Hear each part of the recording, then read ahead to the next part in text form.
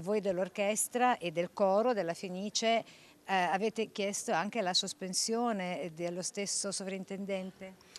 Sì, certamente questo è un passaggio importante, la revoca della Venezia è un passaggio importante perché tutto è partito da lì, però purtroppo questa direzione, il sovrintendente in particolare, non gode più della stima non solo dell'orchestra, del teatro, di tutti i lavoratori del teatro, ma anche del pubblico e di una importante parte della critica nazionale e internazionale. Quindi il problema rimane, il problema del sovrintendente rimane. Così Trentin, dopo la revoca della Venezia, a nome del sindacato torna a chiedere anche quella del sovrintendente Colabianchi, appoggiato invece dal ministro Giuli e dalla premier Meloni. A pensarla diversamente, il corpo d'orchestra invece che continua a chiedere le dimissioni del sovrintendente, peraltro già avanzate mesi fa.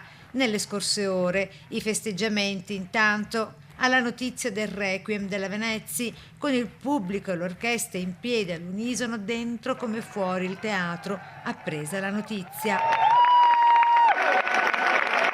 Noi rimaniamo fermi sulle nostre istanze perché sono molteplici e logicamente questo è un atto dovuto che finalmente è giunto al termine e andremo avanti perché abbiamo un mandato dei lavoratori che rimane fermo e quindi adesso c'è del lavoro da fare. Sulle questioni ancora aperte al Teatro alla Fenice non soltanto le maestranze, ma anche il sindacato regionale con la CISL che da qui auspica un punto zero di partenza, anzi di ripartenza. E con questa decisione di fatto si possa adesso ripartire da zero.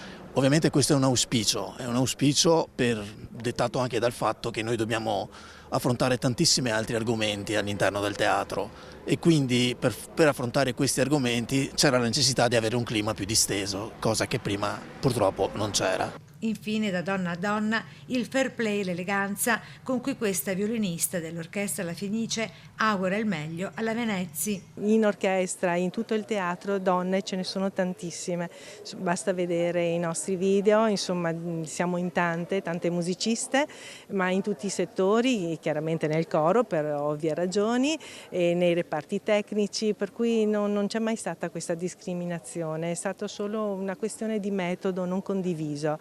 E quindi non saprei cos'altro dirle se non augurarle una buona fortuna.